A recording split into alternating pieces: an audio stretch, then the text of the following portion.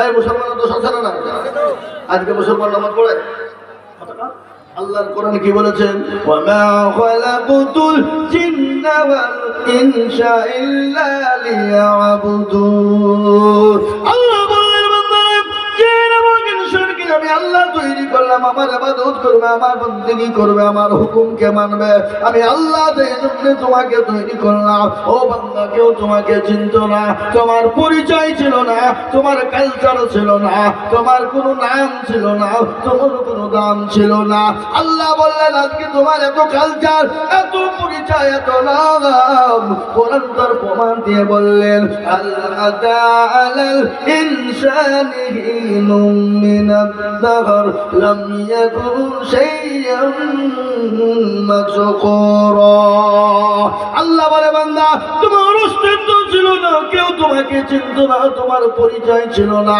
আমি আল্লাহ তোমার মা এবং বাপের মিলনের দ্বারা এক জায়গা নাপাক পানি তোমার মায়ের দেহে প্রবেশ করে দিলাম ওই নাপাক পানি থেকে রক্ত তৈরি করে মাংস তৈরি করে কচি কচি হাড় দিলাম প্লেন দিলাম বিবেক দিলাম স্ট্রাকচার তৈরি করে আমি আল্লাহ তোমার মায়ের গর্ভের ভিতরে জায়গা করে দিলাম আশ্রয় দিয়ে দিলাম ও বান্দা তোমার মায়ের যদি ক্ষুধা লাগে তোমাকে ক্ষুধা লাগবে তোমার মায়ের যদি পানির পিপাসা হয় তোমাকে পিপাসা লাগবে আল্লাহ বলেন বান্দা তুমি তোমার মায়ের গর্ভে নামাজ নদী তুমি ছিলে সেই দিন তোমাকে কে খাবার দিয়েছিল বলো আল্লাহ বলে পৃথিবীর কোনো নেতা দেয়নি পৃথিবীর কোনো মন্ত্রী দেয়নি পৃথিবীর কোনো এমএলএ এমপি দেয়নি তোমার বাপ তো খেতে এনে দেয়নি আল্লাহ বলেন তুমি আল্লাহ তোমার মায়ের মাসিক রক্তগুলাকে বন্ধ করে দিলাম বন্ধ করে দেওয়ার পরে তোমার মায়ের লালির সঙ্গে তোমার লাভিকে আমি আল্লাহ এক জায়গায় করে দিলাম এক জায়গায় করে দিয়ে তোমার জন্য তিল তিল তিল তিল করে আমি আল্লাহ তোমার মায়ের গর্ভের ভিতরে তোমাকে আশ্রয় দিয়ে আমি তোমার জন্য খাবারে পরিণত করে দিলাম তারপরে আল্লাহ ডাক দিয়ে বলে বান্দা নামাজ নদীর হয়ে গেল তুমি তোমার মায়ের গর্ভ থেকে দুনিয়ার জমিনে চলে এলে আসার পরে কে তোমার বাপ কে তোমার মা কে তোমার নানি কে তোমার দাদি কে তোমার খালা কে তোমার মামা পৃথিবীর কেউ বলে দেয় না আমি আল্লাহ তোমার ভিতরে এমন একটা ব্রেন ঢুকিয়ে দিলাম এমন একটা তার ঢুকিয়ে দিলাম যে তারের মাধ্যমে ব্রেনের মাধ্যমে তুমি বুঝে ফেলতে পারবে এটা আমার বাপ এটা আমার মা এটা আমার ভাই এটা আমার বোন এটা আমার নানা এটা আমার নানি এটা আমার খালা এটা আমার মামা তোমাকে আমি আল্লাহ শিখিয়ে দিলাম তুমি তোমার মায়ের স্তনে দুধ পান করতে শুরু করে দিলে একদিনের ছেলে তুমি তো ভাত রুটি আপেল বেদানা নাশপাতি আঙ্গুর বনু কাকরোট খেতে পারবে না আল্লাহ বললেন বান্দা এমন একটা খাবার আমি দিয়ে দিলাম যে খাবার খেলে সর্দি হবে না যে খাবার খেলে গরমি লাগবে না যে খাবার খেলে ক্ষতি হবে না যে খাবার খেলে তোমার কোনো রকমের অসুবিধা হবে না আল্লাহ বলে খাবারটা কি এমন একটা খাবার আমি দিয়ে দিলাম আল্লাহ রাব্বুল আলামিন বললেন তোমার মায়ের বুকের ওই পরে তুই কেন আমি স্তন দান করে দিলাম বান্দা যখন তুমি মুখ লাগিয়ে দিবে তোমার মায়ের স্তন থেকে সুন্দর করে নরম খাবার বেরিয়ে আসবে আল্লাহ বলেন আমি আল্লাহ ঠান্ডা করি না কেন তুমি জানো তুমি তো 2 দিনের ছেলে ঠান্ডা করে দিলে তোমার বুকে কফ জমে তুমি মারা যেতে পারো না না না আমি আল্লাহ গরম করে দিতে পারতাম দিলাম না কেন জানো তুমি তো 2 দিনের ছেলে তুমি যখন স্তনে মুখ লাগিয়ে দুধ পান করবা তোমার কাঁচি কাঁচি গোলাটা আছে পুরে পুরি ছাই হয়ে যাবে আমি আল্লাহ না গরম না ঠান্ডা আমি এমন একটা এয়ার কন্ডিশন ফিট করে দিলাম বান্দা যখন মুখ লাগিয়ে দিবে আরামের সঙ্গে এয়ার কন্ডিশনের খাবার বেরিয়ে যাবে আল্লাহ আরো বললেন পৃথিবীর কোনো ডাক্তার জানে না পৃথিবীর কোনো সার্জন জানে না পৃথিবীর কোনো দার্শনিক জানে না পৃথিবীর কোনো বৈজ্ঞানিক জানে না পৃথিবীর কারো বাবার ক্ষমতা নাই বলে দিতে পারে আল্লাহ বলেন তোমার মায়ের একটা স্তনের ভিতরে আমি কতটা করে ছিদ্র দিয়েছি তোমরা কেউ জানো না আল্লাহ বলেন না আমি আল্লাহ যদি একটা ছিদ্র দিয়ে দিতাম তুমি তো কুচি বাচ্চার গলায় হঠাৎ করে ঢেলে মরে যেতে পারো না না আমি আল্লাহ তোমার মায়ের একটা স্তনের ভিতরে আমি 1000 করে ছিদ্র দিয়ে দিলাম একবার চুলিয়ে বলা যাবে না সুবহানাল্লাহ একটু জোরে বলুন সুবহানাল্লাহ আল্লাহ বলে বান্দা তারপরে তুমি আস্তে আস্তে আস্তে আস্তে আস্তে আস্তে আস্তে বড় হয়ে গেলে, স্কুল গেলে, কলেজে গেলে, ইউনিভার্সিটিতে গেলে, মাস্টার ডাক্তার হয়ে গেলে, জজ কালেক্টর হয়ে গেলে, পয়সাওয়ালা গাড়িওয়ালা হয়ে গেলে, এমএডিএট ওয়ালা হয়ে গেলে, তখন তোমাকে বলা হলো আল্লাহকে মানো, আল্লাহকে মেনে নাও। তুমি এমন ইংলিশ ম্যান হয়ে গেছো, বলে ডিয়ার ইজ নো গড, আল্লাহ বলে কোনো জিনিস না, আল্লাহ বলে হারাম খোর। আমি আল্লাহ তোর মায়ের গর্ভে থেকে যদি তোর চোখ দুটো বন্ধ করে দিতাম, আমি যদি তোর মায়ের গর্ভে থেকে হাত দুটো নষ্ট করে দিতাম, আমি আল্লাহ যদি তোর মায়ের গর্ভে থেকে তোর জবানটাকে কেটে নিতাম, পৃথিবীর এমন কোনো সার্জন না, পৃথিবীর এমন কোনো ডাক্তার নাই, তোর হাত, তোর চাপ, তোর নাক, তোর কান, তোর পা পৃথিবীর কেউ ফিরিয়ে দিতে পারবে না। পারবে গো? এই জন্য পারবে।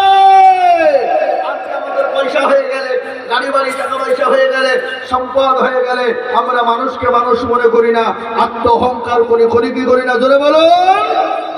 হে মুসলমান, ভালো করে শুনলেন, অহংকার চলবে না, গাড়ি বাড়ি, টাকা পয়সা, ধন দৌলতের অহংকার চলবে না, চেহারার অহংকার চলবে না, এত সুন্দর বডি। হে মুসলমান, এক্ষুনি অহংকার শরীর সেকেন্ডের মধ্যে জং ধরে যেতে পারে।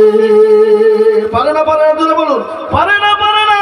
আল্লাহ বললেন ইন্নাল্লাহ লা ইউহিব্বু মান কানা মুখতালান ফাখুরা। আল্লাহ বলে বান্দা, কোন রকমের তুমি অহংকার করবা না, তাকাব্বুর করবা না।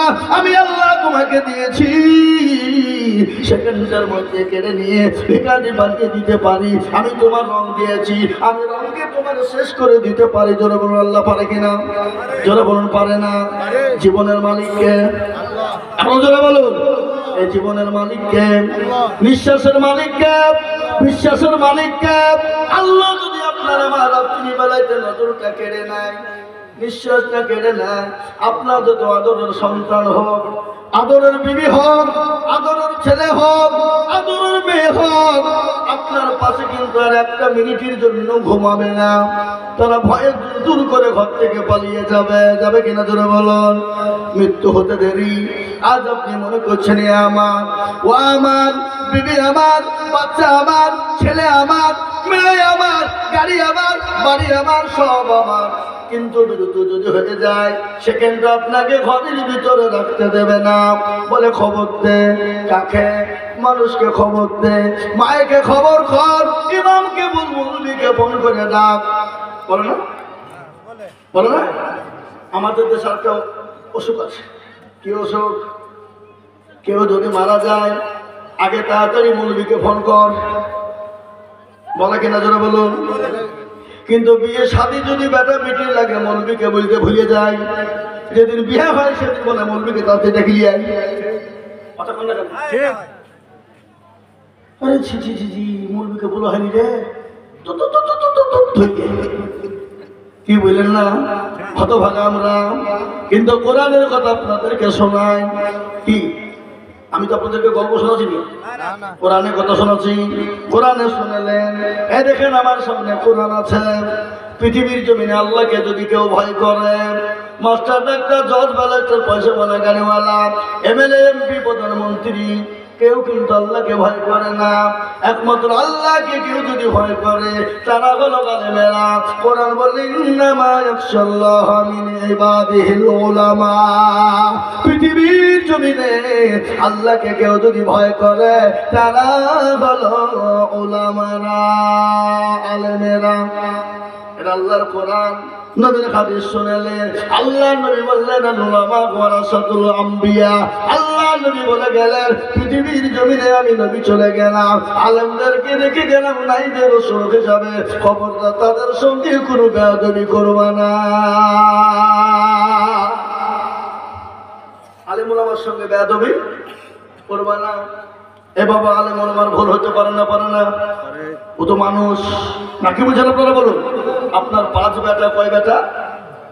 একটা মদখোর, গেঁজাখোর, চুল্লুখোর, হেরোইনখোর, জেনাখোর, সব। মুসলমান কিছু ধোবে না রে।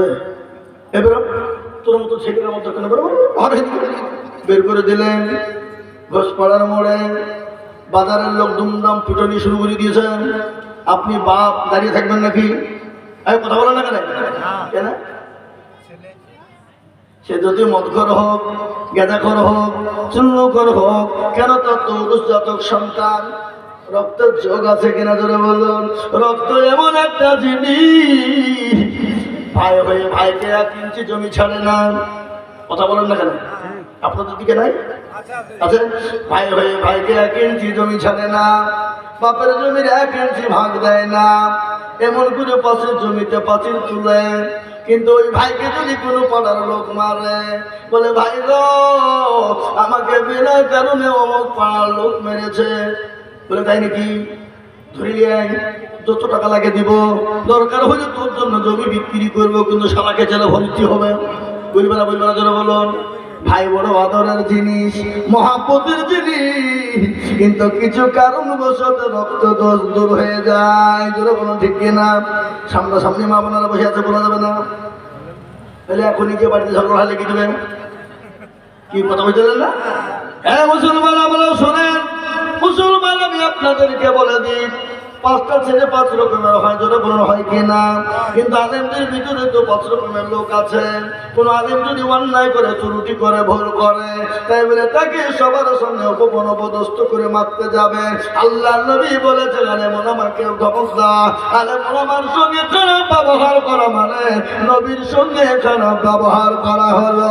আর নবীর সঙ্গে যদি খারাপ ব্যবহার হয়ে যায়, তার জন্য জাহান্নাম যাওয়া অনিবার্য হয়ে গেল। বুঝতে পারলেন না আমার কথা?